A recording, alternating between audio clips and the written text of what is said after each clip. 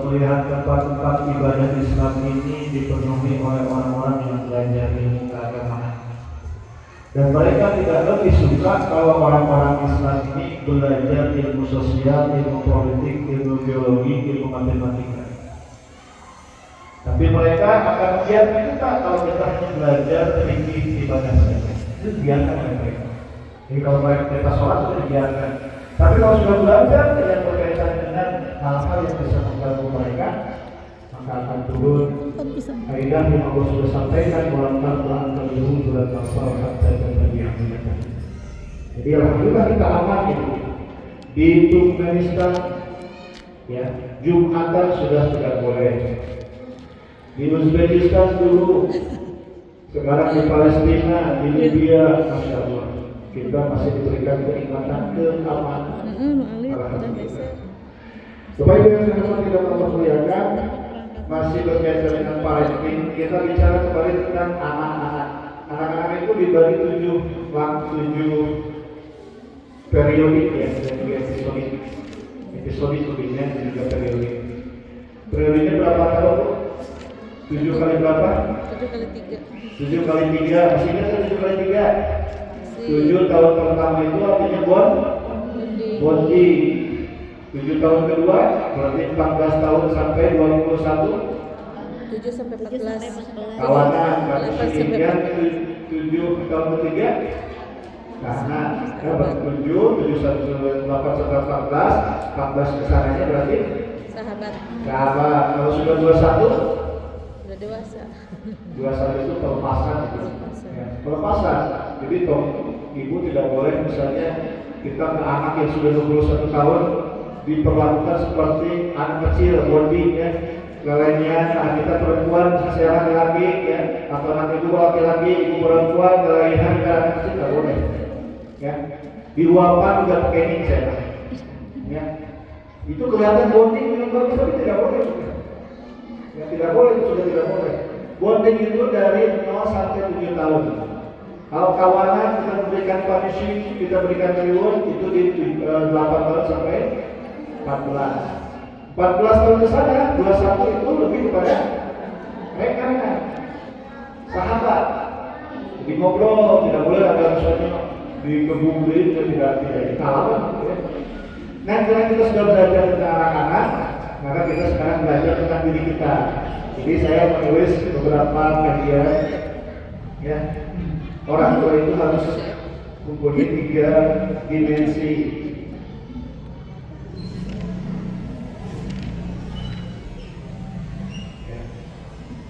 Orang tua itu yang pertama harus menjadi orang tua pembelajar.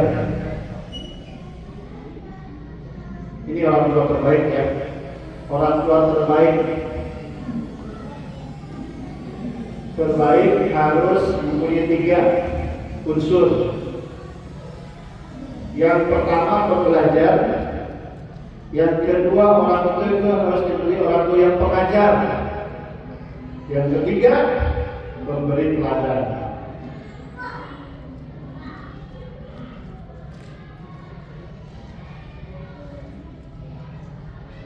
Kalau memberi teladan sudah saya sampaikan tentang fenomena Tarzan ya. Kalau pengajar dan pembelajar ini yang mungkin harus kita pahami. Pembelajar, bagaimana kita bisa memberikan teladan kalau kita tidak pernah belajar? Jadi kalau ibu-ibu yang anak-anak sekolah di sini, ngaji di sini, ya seharusnya ibu itu belajar. Tidak boleh itu misalnya, suruh anak saya itu kadang di rumah itu kita tidak mau belajar, itu tidak bisa. Tidak akan pernah bisa. Karena anak-anak akan dikontrol oleh orang tuanya. Paling bagusnya orang tuanya melebihi dari pembelajaran anak-anaknya. Jadi kalau misalnya ada akademikasi, ikuti ibu. Ada pembelajaran seperti seminar seperti ini, pengajian-pengajian ikuti. Jangan sampai kita itu tidak menjadi orang yang expand. Expand itu melebar kemampuan kita, meluas kemampuan kita, pemahaman kita.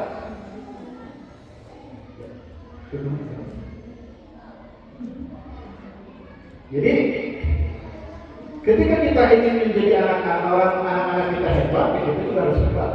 Dimulai dari mana? dasar dari semua orang tua yang baik itu adalah orang tua yang pembelajar. Ibu memang tidak sekolah lagi, tapi ibu sedang mempelajari kehidupan, mempelajari teknik mengajarkan, mempelajari karakter anak, mempelajari bagaimana bertindak sosial, mempelajari bagaimana reaksi dari anak, mempelajari bagaimana kondisi di rumah. Itu kan dipelajari. Memang datang tiba-tiba tidak, ibu belajar langsung dari pengalaman. Dan ibu juga tentu harus punya teknik. Kalau ibu misalnya tidak punya teknik, maka ibu kemungkinan akan kalah oleh kehidupan yang sedang dihadapi. Ini ibu semua ya, yang satunya berkembang gantengnya enggak saya, berkembang gantengnya. Alhamdulillah ini paling aktif dari awal ya. Baru saat ini dia belum dapat gantinya. Alhamdulillah, kita doakan Kang Dasar sehat-sehat. Ibu-ibu pembelajar, jadi Kang Dasar jangan cemburu ya, saya sebut ibu-ibu ya, karena umumnya di sini ibu-ibu. Tapi Kang Dasar tidak akan mengubah status, insyaallah kita berdoa. Pembelajar, ibu kalau misalnya ibu tidak mampu menjadi orang tua yang pembelajar, maka jangan salahkan ya, nanti anak-anaknya akan sulit. Karena pembelajaran itu nanti akan dilihat oleh anaknya, karena itu memberi teladan. Kebayangnya ketika ibu-ibu lagi misalnya subuh-subuh ketika bangun, anaknya bangun juga, kalau anaknya bisa di air, ibu mah sholat tahajud, baca Quran, itu dilihat itu. Tidak perlu dulu misalnya, aku harus ikut ibu, kamu nggak usah ikut, perlihatkan saja itu. Ya. Kemudian juga melihat ibunya sedang belajar, memahami satu perkara, itu luar biasa. Jadi ibu yang saya hormati dan Allah muliakan, dasar pertama itu orang tua terbaik itu mempunyai dasar pembelajar. Ya, makanya ada satu ungkapan dalam bahasa Arab, sebagian meyakini ini hadis dari riwayat Imam Bayhaqi, "Utlubul ilma minal mahdi ila lahdi." Itu artinya kita belajar tidak pernah selesai. Tidak ada orang tua saya sudah selesai belajar, tidak. Justru semakin ibu-ibu semakin sepuh, semakin mempunyai keluarga yang semakin besar, maka belajarnya semakin banyak. Yang dipelajarinya banyak. Ya. Yang kedua, tekniknya apa? Orang tua terbaik itu harus menjadi orang tua pengajar, orang tua yang bisa mengajarkan, menyampaikan ilmu cara menyampaikan. Ilmu cara menyampaikan ini juga harus dipunyai. Melibatkan apa? Melibatkan ilmu psikologi. Anak yang sedang marah, anak yang sedang tenang, anak yang sedang gembira, anak yang sedang sedih, ibu harus tahu cara menyampaikan, tidak bisa sama. Ya? Kalau anak lagi marah, ibu menyampaikan dengan cara apa? Secara kinestetik, misalnya dipeluk, ya. Dipeluk, ibu juga tidak usah bicara, dipeluk aja sudah. Kalau anak sedang marah, dipeluk saja, jangan ikut-ikutan bicara. Mau sambil ngerekan, ya. Ya boleh. Kalau dibicarakan, kenapa kamu peluk aja, cukup itu. Jadi secara kinestetik kita akan terhubung connected, ya. Kita harus tahu cara mengajarkan, cara meredamkan emosi, cara menghadapi sesuatu, itu pengajar. Ibu ini adalah seorang sosok pengajar. Yang ketiga, bagian yang menjadi orang tua terbaik itu adalah pemberi teladan. Yang tadi ya saya sampaikan, pemberi teladan itu berarti sebelum mengajarkan ibu itu sudah melakukan. Sebelum mengajarkan ibu sudah melakukan. Karena ibu, anak-anak kita tahu tentang tata rumah, kaditu, ya, hayu, itu karena itu sudah melaksanakan, menyampaikan. Anak-anak kita bisa bahasa Sunda, bisa bahasa Indonesia, karena kita sudah menyampaikan. Sama dengan ibadah juga. Anak-anak bisa ibadah dengan kita, bisa jadi orang yang hebat ibadahnya, kita bisa melihat bisa. Kalau kita tidak melakukan itu ya, jangan harap anak-anak kita bisa sampai kepada apa? Kita mungkin kita belum ini kalau gereja saya kita belum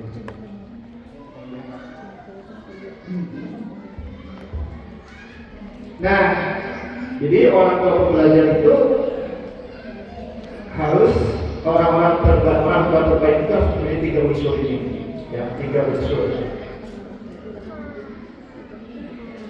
3 unsur untuk menjadi orang tua terbaik. Ada tekniknya, 5 teknik untuk menjadi orang tua terbaik. Untuk menjadi orang tua yang pengajar, pembelajar, dan pemberi teladan, atau P3T. Biar gampang kita bikin konsep. P3T, pengajar, pembelajar, pengajar, pemberi teladan, P3T. Yang pertama itu harus mulazamah. Orang tuanya harus mulazamah. Ya.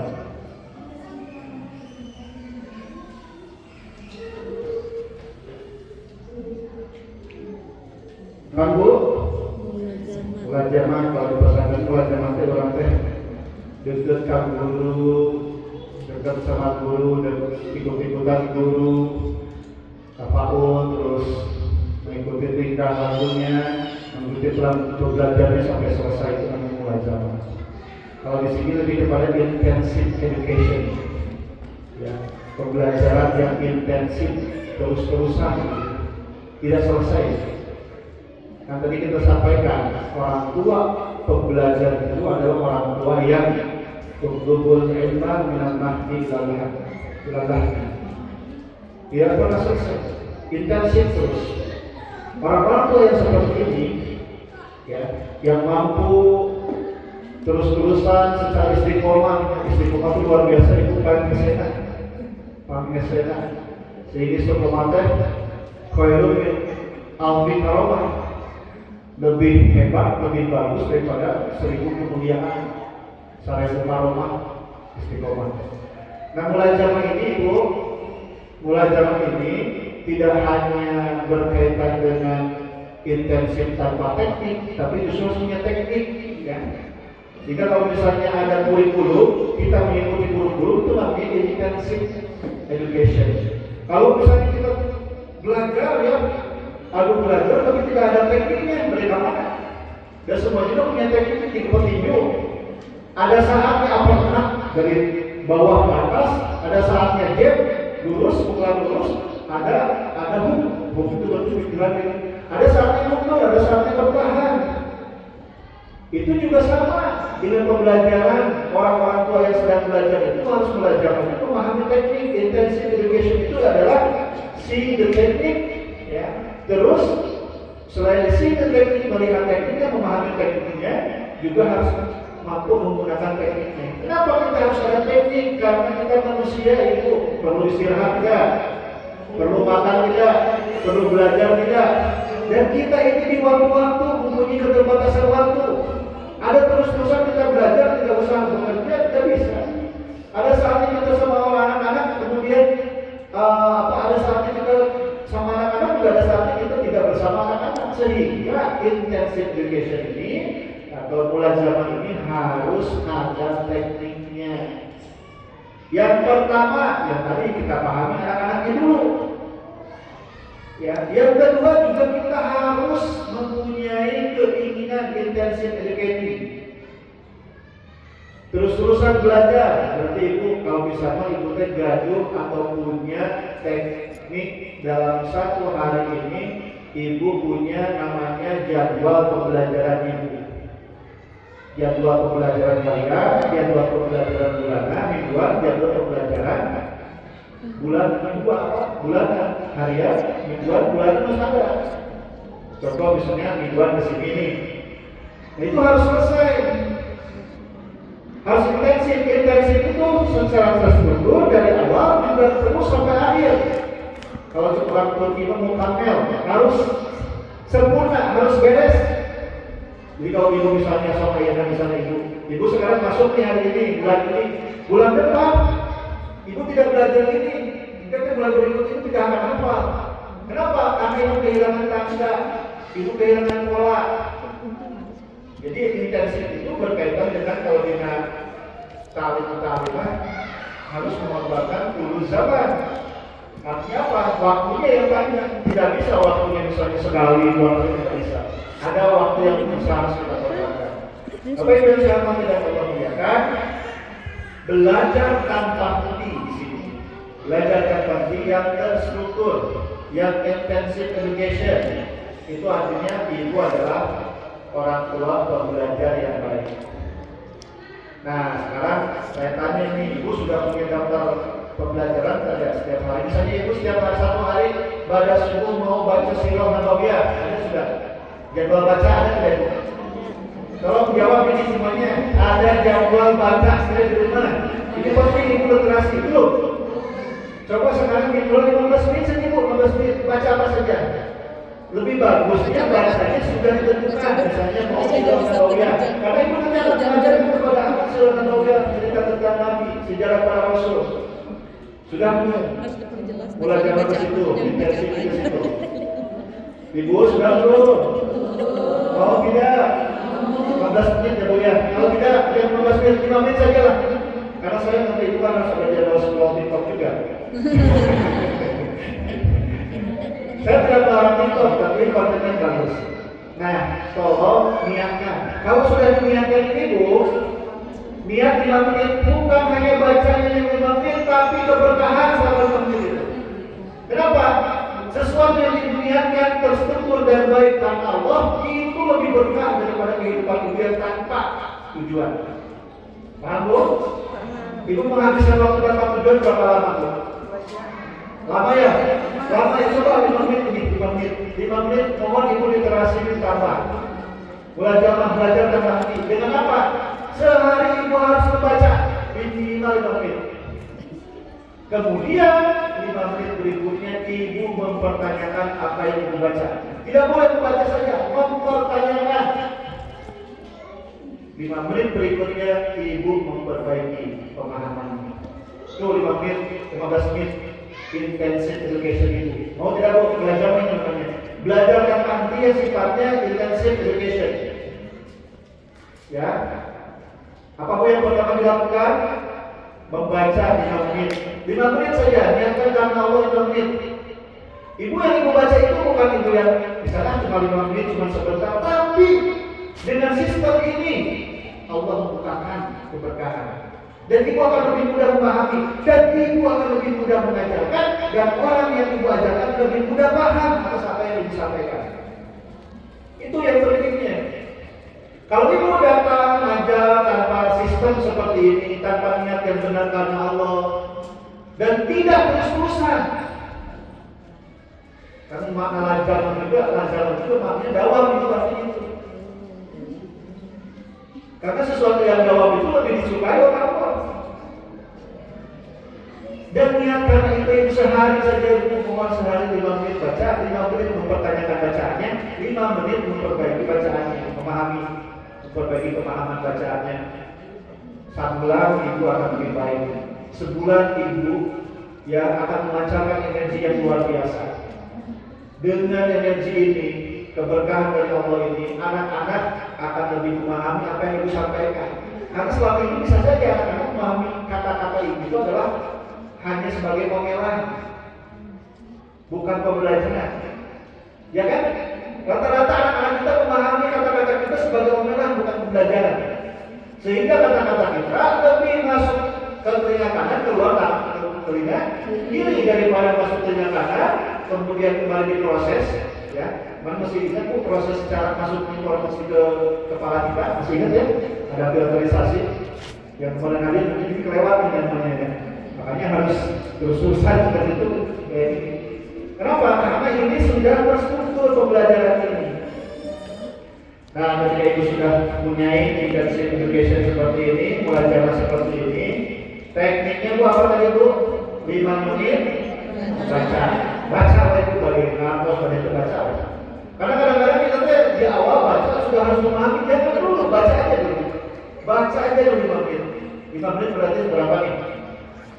Di waktu sampai itu tetap terima di HP isi lampu nanti cuma kata jadwal terakhir misalnya isi lampu. Nah, baca 5 menit baca titik-titik, sudah selesai. Tapi jangan dulu dilanjutkan karena belum tentu ibu kamu siap dengan program ini. 5 menit selesai, Dibuai. terus dipertanyakan, ada itu baca namanya. Tanda bacanya mungkin mau kita lihat posisinya, atau mau kita mengkritisi punctuation itu nggak baca misalnya kayak oh ini kapitalisasinya salah, ini rumahnya salah. Pertanyakan Bu, kemudian pahami, pertanyakan dulu pemahaman. Itu namanya jika salah kata-kata misalnya. Inti dari pesan itu 5 menit cukup itu mempertanyakan. Kalau itu sudah bagus, kalau mempertanyakan bahwa ini dalam bacaan bagus. Kalau dalam bahasa public accuracy, quality control sudah selesai, ya quality control sudah selesai. Kemudian kita masuk ke dalam proses perbaikan pemahaman, peningkatan pemahaman kualitas. Karena dengan ini ibu juga bisa menyampaikan. Ibu bisa menyampaikan kepada anak lekuk-lekuknya. Kalau misalnya ibu mau ke satu tempat, ibu tidak bisa melihat dari jauh, survei dulu, survei masuk ke tempat tersebut, lihat lokasinya. Nanti ketika timnya datang, anak-anaknya datang, kita sudah menyampaikan, ini ada longsor di dia, ini ada yang salah di sini, salah jalan yang benar. Ya. Berarti ada 15 menit yang harus ibu lakukan literasi pembelajaran. Ini baru satu teknik ya Bu ya, pembelajaran. Mau tidak Bu? Mau ya? Bacanya 5 menit. Setelah baca apa? Mempertanyakan bacaannya, dikritisi. Kenapa harus dikritisi Pak? Kalau kita tidak dikritisi, kita tidak hidup dengan teks tersebut. Kita tidak turun ke situ. Kita tidak menikmati. Kata para ahli sufi termasuk sekolah ekonomi, kalau berituan kan ditinggal kadang-kadang sok apa lagi jeruk teh bentuk bengkok dan kumaha dibuka, dinikmati, disyukuri, diprosesnya gimana, tukang dagang di mana, ini bisa jasa tadi, setelah itu jeruk medan, tidak tadi tidak saudara. Satu dagangan itu sebenarnya berangkat ke subuh-subuh, wah nikmat langsung ini. Turun ke dalam bacaannya. Kalau misalnya ibu baca ini nih, Le Mineral, baca aja Le Mineral, baca semuanya ya. Terus dibaca 15 menit, kemudian dipertanyakan, warnanya biru lagi, kenapa ada warna merahnya, kenapa bentuk botol seperti ini. Jadi dipertanyakan. Ibu kalau sudah mempertanyakan ini Bu, ibu akan lebih hafal. Kadang-kadang ibu tidak sampai botol, minuman teh, tidak pernah mempertanyakan. Coba 15 menit krusial. Tadi bukan tentang botol, tentang anak kita. Ya Allah, tentang anak kita. Bukan tentang botol ya. Bukan tentang asam sulfat, tapi tentang anak kita. Anak kita yang akan kita ajarkan. Kalau kita tidak ngasih dengan benar, sesuatu yang benar, dengan cara yang benar, bagaimana kita anak kita bisa jadi benar? Kan kita terjebakkan, kalau jembatan terus kuat, jembatan itu kalau sudah kuat baru diperpindah, jangan dulu pindah-pindah kalau belum kuat. Ya. Nah, itu yang pertama kita harus belajar. Artinya kita belajar terus-terusan, dakwah, intensif. Dan kalau misalnya anak kita belajar di dalam ma'arif, apa yang diajarkan di dalam ma'arif sebaiknya juga paham. Kalau tidak bisa ikut belajar, ikut belajar di tiap bulan ini. Minimal tahu ini adalah ma'arif bagaimana sih cara mengajarkan anaknya, sistem psikologisnya bagaimana, sistem pedagogisnya bagaimana, sistem kurikulumnya seperti apa. Itu harus dipelajari. Supaya apa? Supaya kita seirama. Tidak boleh misalnya Abi menggosok ke kanan, Ibu menggosok ke kiri. Kita belok ke kanan, Ibu belok ke kiri. Itu bisa repot. Nah, belajar tanpa henti. Artinya Bapak Ibu, belajar tanpa henti ini bisa Ibu mulai dengan cara belajar membaca sehari 5 menit. Setelah Ibu baca 5 menit, Ibu kemudian mempertanyakan apa yang Ibu baca. Yang kemudian setelah mempertanyakan apa yang Ibu baca, kemudian Ibu meningkatkan pemahaman dari apa yang sudah dibaca. Ya. So, cara belajar ini, intensive education ini, ibu kalau misalnya baca koran saja, baca koran 5 menit. Setelah baca koran 5 menit, pertanyakan isinya. Pertanyakan isinya benar tidak ya? Pertanyakan cara menulisnya. Itu ibu akan lebih teringat dan susah lupa. Kemudian kalau sudah lupa, tingkatkan pemahaman kualitasnya. Insya Allah kita akan mengajarkan lebih baik. Kemudian juga dalam belajar yang keduanya adalah uswatun hasanah.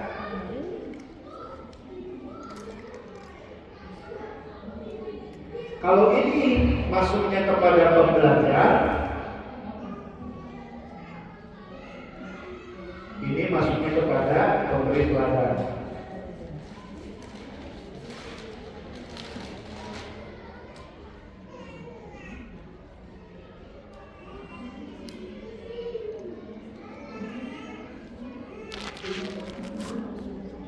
Dari orang tua yang baik yang P3T ini, pembelajar, pengajar, dan pemberi teladan.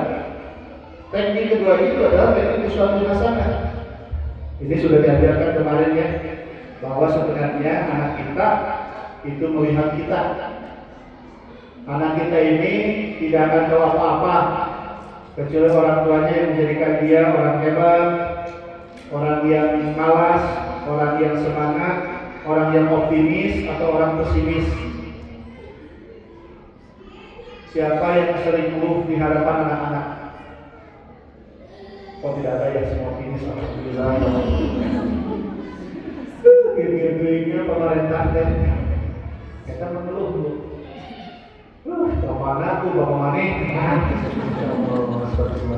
Ya begitu deh. Saya di rumah kita di luar masjidnya, di rumah saya alhamdulillah. Contoh yang baik. Pengeluh, pesimis apa optimis itu kita kan.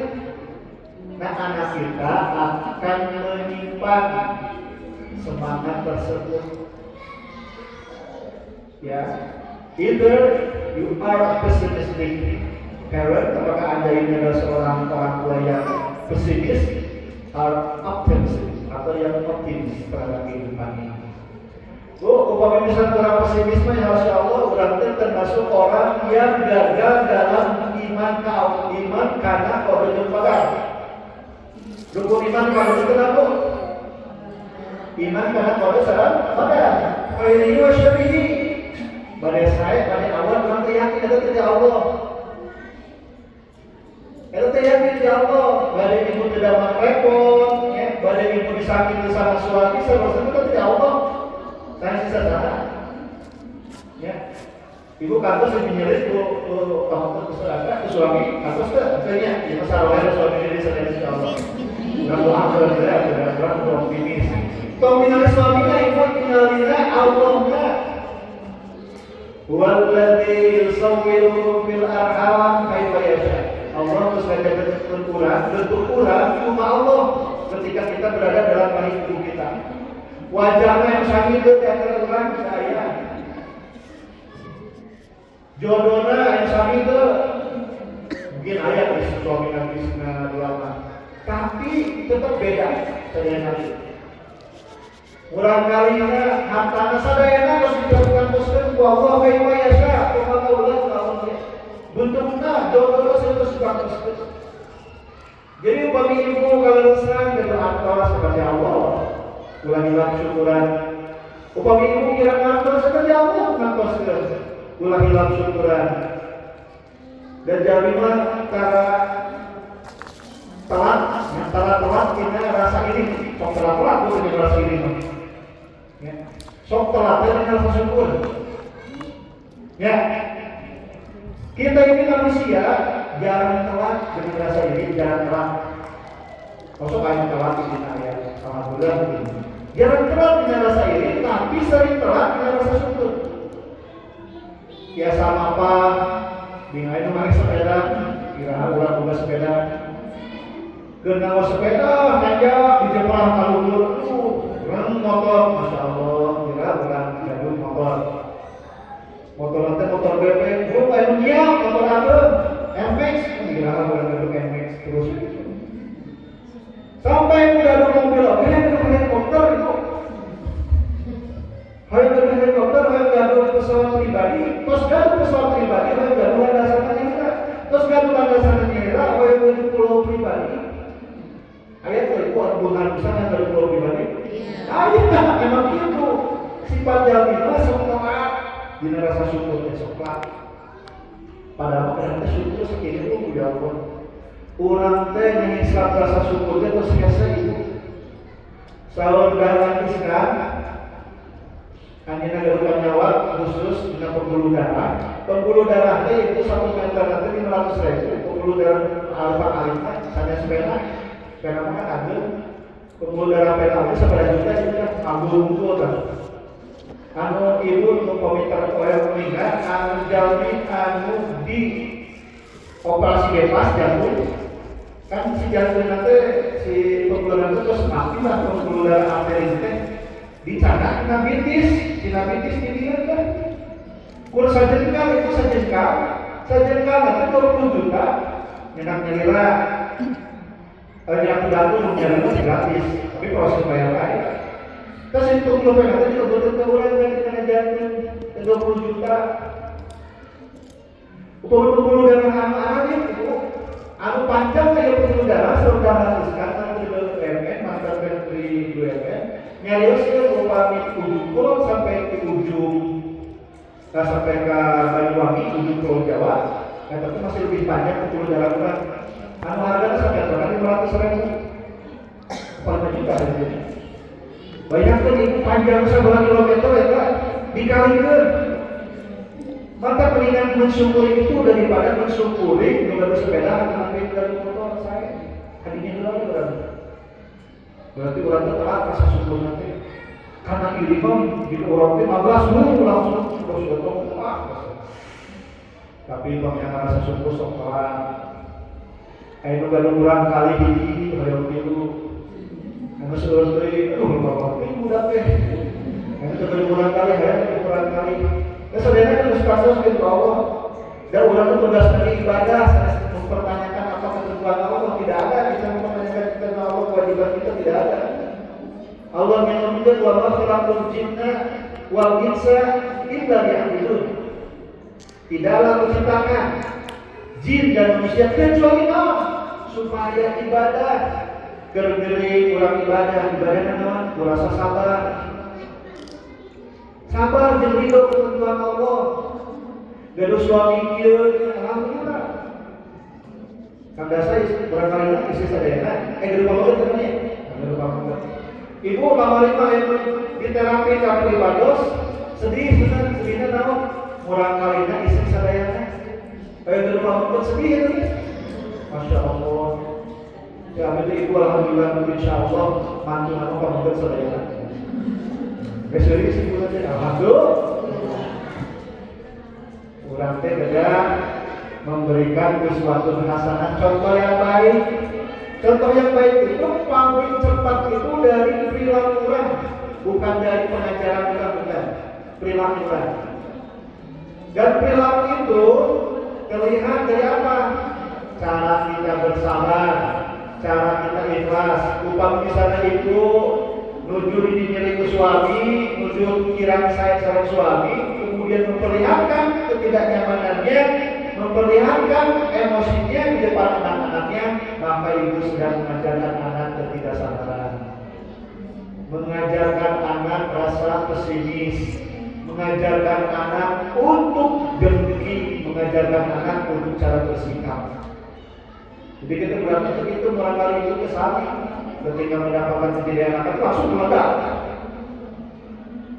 Jadi lalu petasan sumbu ibu teh pendek, petasannya sumbu panjangnya, diurut itu memang teh berpikir dulu kayak naon dia rumah terbatas kan, atau ke sumbunya kan meledak. Coba sumbunya sakit, sampai disuruh, sampai ayah salib masalah langsung meledak. Terus meledak terus meledak PSC.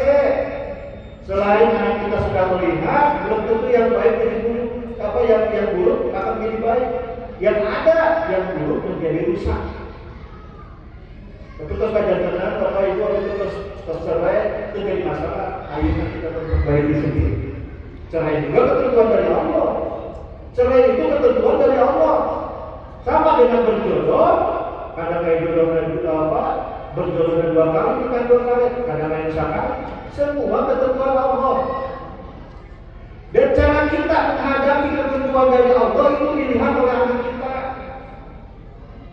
Cara kita bereaksi terhadap apapun yang Allah tentukan itu yang akan dilihat oleh anak kita, itu yang akan masuk sebagai cara anak bereaksi selanjutnya. Makanya orang tua yang baik, yang P3T, yang orang tua yang belajar, pengajar dan pemberi teladan adalah orang tua yang paling bagus merespon, bukan bereaksi. Apa Bu? Merespon. Beda cara reaksi. Respon sama reaksi beda Ibu. Bedanya apa? Reaksi itu adalah perilaku yang diakibatkan oleh ketidaksabaran, ketidakstabilan emosi kita, itu reaktif namanya, reaktif. Ada aktif, ada reaktif. Ada perilaku buruk dijawab dengan perilaku buruk, aktif dan reaktif. Kalau respons itu artinya respons, kita lebih kepada tanggung jawab. Kita bereaksi dengan bertanggung jawab. Kita menjawab dengan tanggung jawab. Kita bertindak dengan bertanggung jawab. Itu namanya respons. Makanya tidak, yang paling bagus itu kata responsif daripada reaktif. Ya. Di sini disebut dengan uswatun hasanah yang saya lebih tekankan. Kenapa lebih kepada reaksi kita dan responsibilitas kita? Reaksi dan responsibilitas ini menentukan kita, siapa kita, dan siapa anak kita selanjutnya, dan siapa generasi kita ke depannya.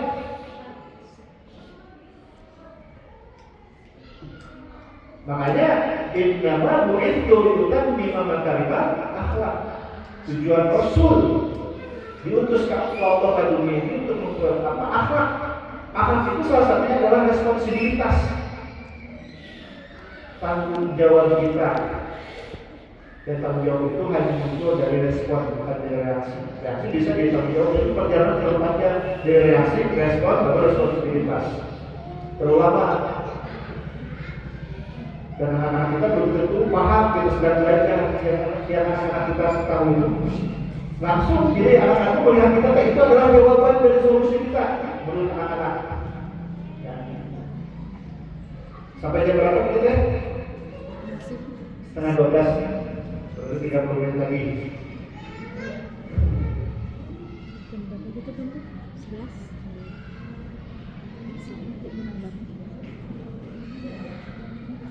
Nggak digital terus. Untuk menjadi orang tua yang P3T, pembelajar, pengajar, dan pemberi teladan, teknik yang ketiganya adalah hiwar tarbawi, dialog edukatif. Tarbawi itu dari kata tarbiyah itu ya, mengajar, edukasi, hiwar itu dialog.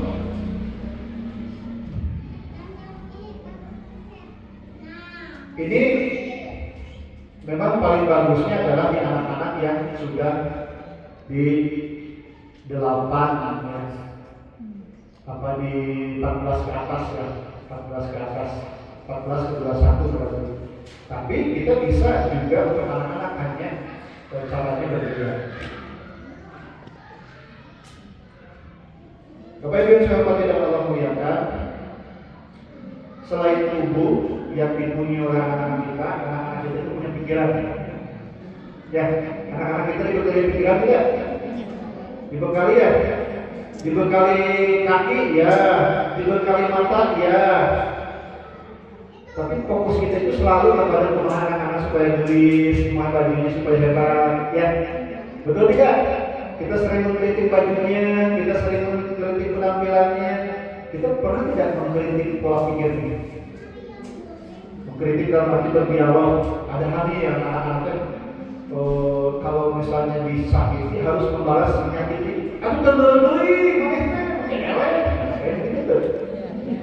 Ayah tuh begitu. Iya teh yang konflik ke anak apa ibunya gitu. Kan jadi kan. Jadi kalau misalnya Iwan itu ya dialog. Kayak misalnya saya, ibu boleh tidak saya minum dulu? Boleh tidak? Boleh. Maka boleh minum dulu.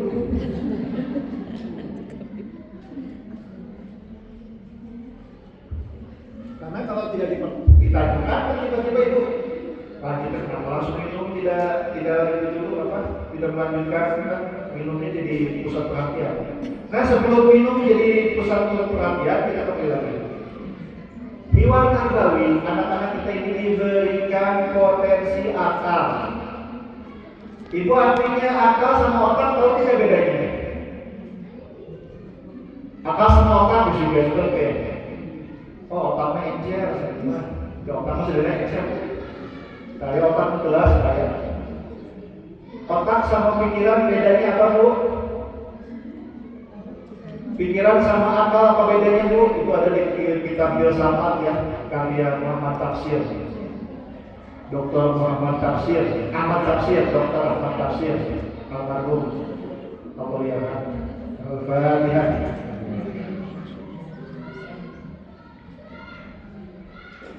Dr. Ahmad Tafsir itu menulis akal, pikiran, dan hati sejak zaman Pels. Itu adalah buku filsafat dasar untuk mahasiswa Universitas Islam Negeri Bandung.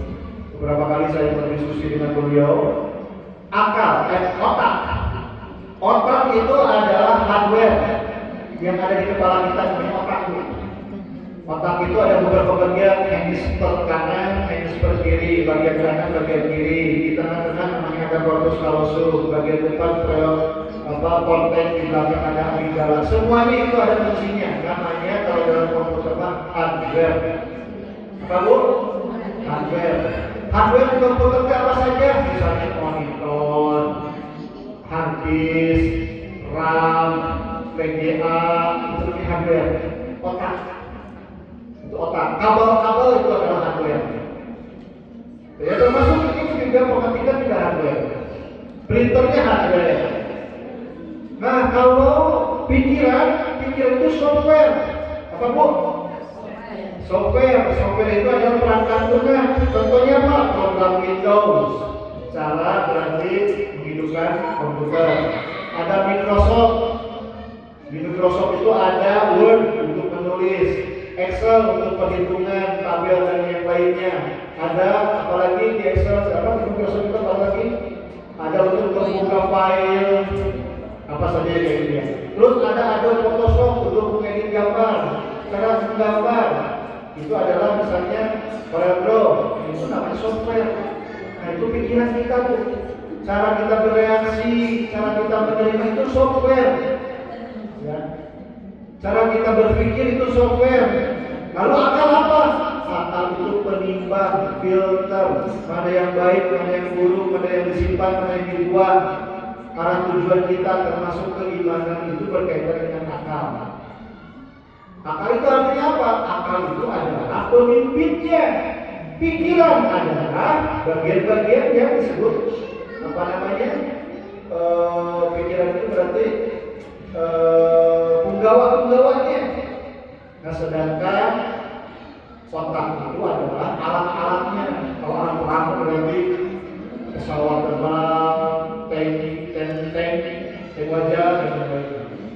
Nah, Bapak Ibu yang saya hormati dan muliakan, kalau kita memahami ini, berarti manusia ini potensi akal, pikiran, serta otaknya lebih besar daripada potensi tubuhnya. Betul tidak? Tapi kenapa perhatian kita dengan bagian dari anak kita yaitu pikiran, akal, serta otaknya tidak kita perhatikan lebih banyak? Karena kita lebih memikirkan makan siang gratis daripada sekolah. Udah tidak lihat mereka. Itu masalahnya Bapak Ibu sekalian. Kita ini memikirkan anak kita makan apa besok daripada program apa kampanye. yang akan dipikirkan oleh anak kita, karena yang dipikirkan oleh anak kita itu yang akan menjadikan anak kita masa depan. Kalau makanan mah, ya Allah itu mah ya hanya sebagai batasan supaya kita tidak lemah, tidak sakit, itu sudah cukup makanannya. Tapi berkaitan dengan pikiran, Ibu, pikiran itu menembus zaman, pikiran itu menembus waktu, menembus tempat. Makanya Ibu, saya sering menyampaikan cara manusia menjangkau sesuatu itu ada cara, 4 cara. Dengan tangan, itu dengan tubuh kita. Tidak bisa jauh Ibu. Saya pegang pihak ini saja, saya sudah tidak bisa menjangkau, harus dengan pandangan baru terjangkau. Kalau pikiran itu bisa menjangkau. Kalau misalnya begini, saya membaca tulisan karya Imam Az-Zarnuji, tahun berapa itu? Tahun kali 1400-an, udah jauh ya. Dan menembus zaman. Saya membaca karya tafsir Imam Qurtubi, tahun berapa itu? Udah jauh, itu ratusan tahun. Menembus zaman. Menembus tempat juga. Qurtubi itu dalam bahasa Arab, kalau bahasa Inggrisnya Cordoba, bahasanya seperti sekarang Spanyol. Orang Spanyol Ibu, Imam Qurtubi itu orang Spanyol. Cordoba, berarti dari Spanyol ke sini. Kalau makanan mah Ibu, makanan mah disimpan tidak bisa lama. Hanya beberapa makanan bisa disimpan lama. Agar-agar tidak bisa, ya, tumis-tumis tidak bisa. Tapi pikiran bisa disimpan dalam setiap memori setiap orang, ditulis. Makanya mujizat Rasulullah SAW itu bukan dalam bentuk benda, tapi mujizat yang bisa dikonsumsi dengan akal, pikiran, dan otak. Mujizat Rasulullah yang terbesar apa? Al-Quran. Bukan makanan, bukan obat, bukan air yang lancar. Rasulullah punya air yang lancar. Rasulullah bisa membelah bulan. Mujizat seperti itu. Tapi mujizat terbesarnya adalah mujizat yang bisa dikelola, yang bisa dikonsumsi, yang bisa dimiliki oleh apa? Akal, pikiran, alat otak. Jadi yang harus menjadi fokus kita ibu-ibu sekalian untuk anak-anak kita, apa yang dikonsumsi oleh anak-anak kita, dan cara untuk mengoreknya, dan cara untuk memahaminya dengan cara hiwar, diskusi, dialog. Ibu, kemarin saya sampaikan, the map is not the territory. Peta itu bukan wilayah. Apa yang disampaikan oleh anak-anak kita hanya petanya saja. Di dalamnya, dalam pikirannya luas banget. Kalau anak kita bilang capek, kita hanya bisa tahu ada tulisan huruf CAPE atau mendengar capek saja. Tapi di dalamnya mungkin anak kita kelelahan secara fisik, mungkin anak kita kelelahan secara psikologis, mungkin sedang dibully di rumah, di temannya, di lingkungannya, atau misalnya menghadapi kesulitan yang tidak terbakarnya. Hiwar itu penting. Hiwar tarbiyah itu penting. Dialog itu. Dialog apa sih yang kamu apa? Gimana dari sekolahnya, gimana temannya, gimana gurunya? Mau cerita nggak apa kesenangannya hari ini? Mau cerita nggak? Coba digali dulu jauh. Karena sama dengan kita, anak kita juga sampai dalam levelnya. Ya, anak kita mungkin tidak levelnya bukan level misalnya mikirin hutang, ya ibu itu. Anak kita levelnya, ya level anak-anak, tapi itu perlu solusi. Dan solusinya, caranya, tekniknya memahami apa yang ada di dalam teritori pikiran dan juga akal anak kita. Kalau pikiran berarti cara berpikirnya, kalau akal cara memilihnya. Ingat ibu, akal sama pikiran beda. Akal itu penentu. Akal itu penentu. Kalau pikiran mah cara memproses, cara memahami, cara menyimpan, itu pikiran. Kalau akal itu cara menentukan, pemberi keputusan, presiden. Nah, bagaimana kita bisa tahu anak kita akan jadi baik atau tidak? Ibu harus melakukan hiwar tarbiyah, dialog edukatif, dialog secara edukatif. bagaimana pemahaman anak-anak kita, bagaimana cara memilih anak kita. Karena anak-anak kita bisa salah dalam memilih. Oleh karena itu, Bapak Ibu yang saya hormati dan Allah muliakan, cara menjadi anak orang tua yang P3T, apa itu P3T itu? Pembelajar, pengajar dan pemberi pelajaran. Salah satunya adalah dengan diwawancarakan, dialog interaktif. Makanya ingin saya tanyakan sekarang untuk materi ini, Ibu pernah ngobrol lama tidak sama anak-anak berkaitan dengan apa yang ada di dalam pikirannya? Pernah ya? Insya Allah pernah ya? Terstruktur tidak Bu? Pertanyaan terstruktur tidak? Ada jadwalnya tidak? Tidak. Kalau tidak Pak, kebanyakan kayak ini, kebanyakan di wartawan sehari itu kadang-kadang tidak tiap hari ya. Betul tidak? Tidak tiap hari. Mau tidak tiap hari?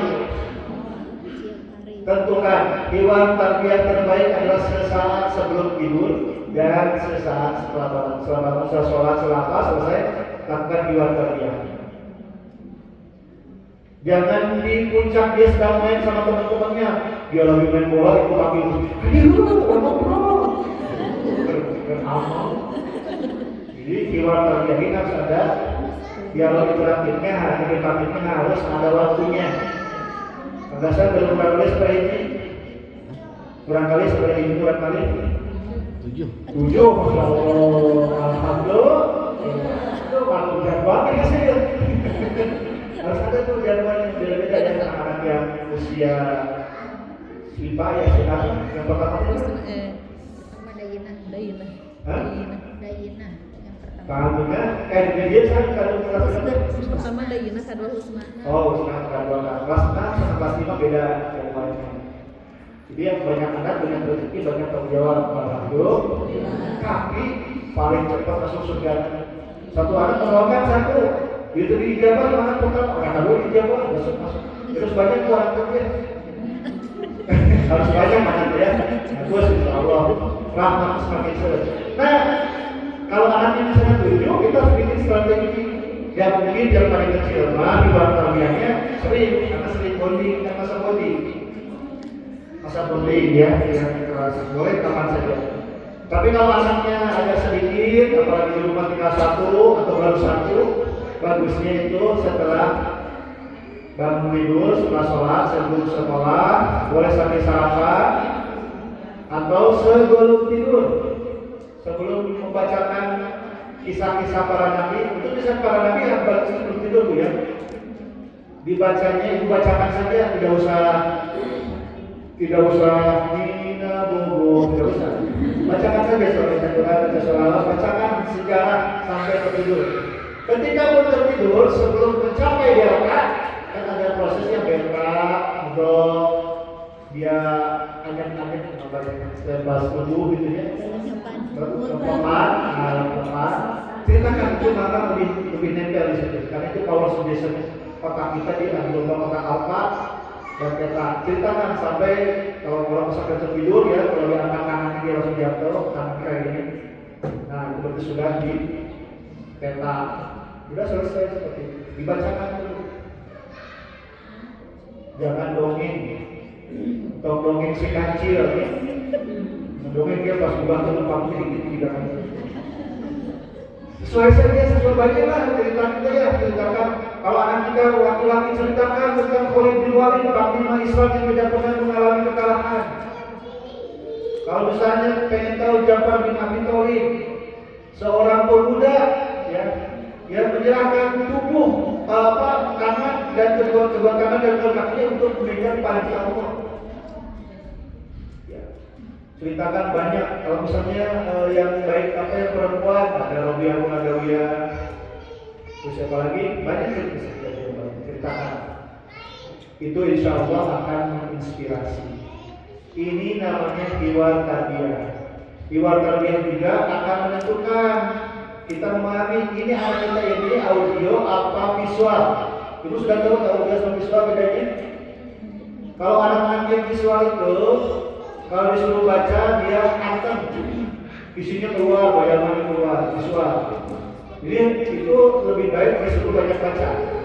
Kalau anak yang dominannya audio, kalau disuruh baca kayak tidur susah memahami karena dia susah visualisasi kurang. Makanya baiknya yang audio ibu bacakan. Makanya anak-anak yang audio tidak membaca tapi dengar dari teman-temannya baca. Nah dengan jiwa tarbiyah ini bisa memahami ini aku memahami, jadi tahu. Kalau sudah tahu kita sudah memahami anak, kita bisa mampu memahami strategi cara melakukan strategi terbaik untuk kebaikan anak kita. 15 menit lagi ya. Harus kurang 11 menit lagi.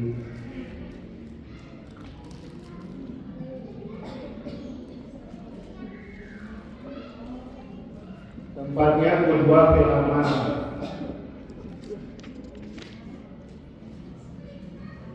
Al insanu ma'alul khata wa nisyan. Manusia itu tempatnya kalau cair, tempatnya botol, tempat cair. Nah kita ini tempatnya kesalahan dan juga lupa ma'alul khata wa nisyan.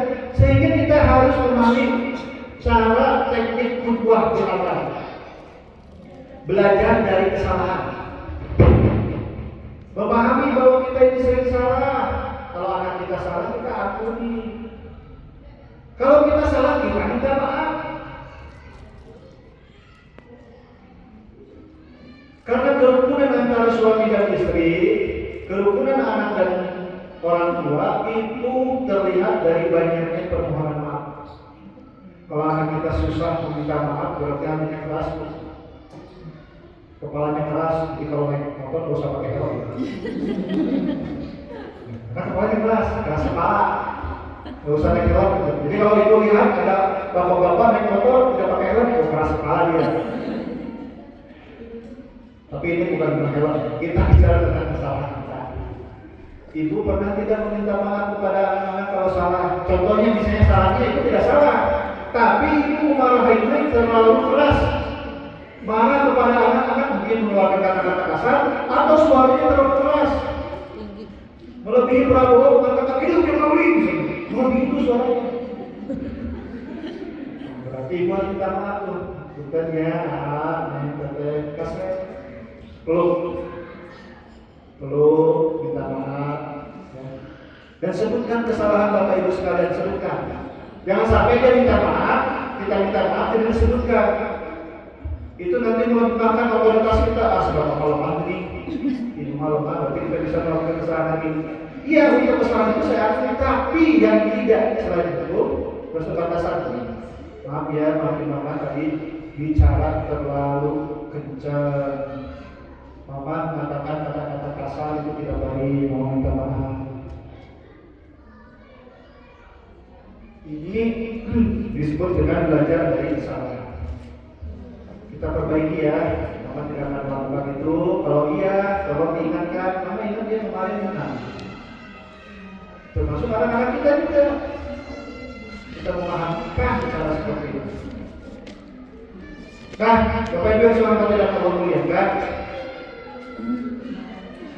kehidupan kenapa kita salah? Kenapa kita salah? Karena memang kehidupan ini tidak memberikan manual book.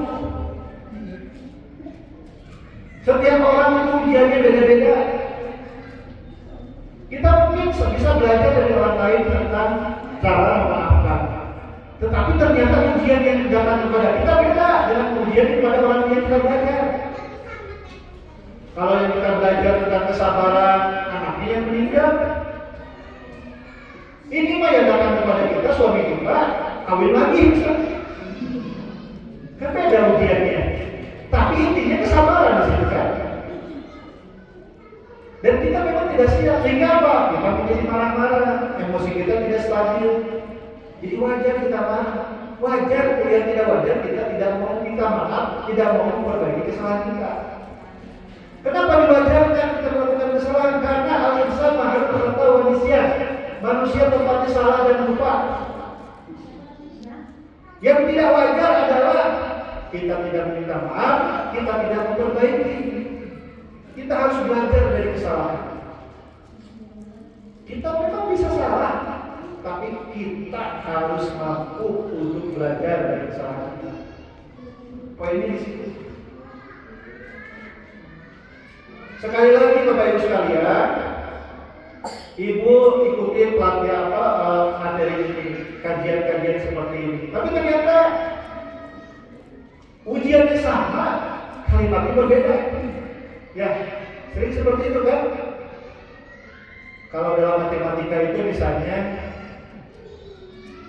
ketika jalan dari Jakarta ke Bandung 100 km, kemudian mobilnya berjalan dengan kecepatan 100 km per jam, berapa jarak tempuhnya? Kan 1 jam. Itu namanya soal logika. Kalau soal matematikanya apa? Soal matematikanya berarti 100 dibagi 10. Ya kan? 100 bagi 10 berapa? 10. Kalau soal logikanya, perjalanan kayak gitu. Intinya bisa tentang kesabaran, tapi perjalanannya beda-beda. Pengalamannya beda-beda, sehingga untuk menjadi orang tua yang P3P ini, yang punya belajar, kita belajar dari kesalahan kita, kita mengajarkan dari kesalahan kita, kemudian kita juga memberikan teladan cara kita merespon ini. Karena apa? Ingat Bapak Ibu sekalian, bahwa yang akan datang ujian kepada anak kita tidak akan sama dengan apa yang Allah datangkan kepada kita. Dan sedihnya juga bakal beda-beda.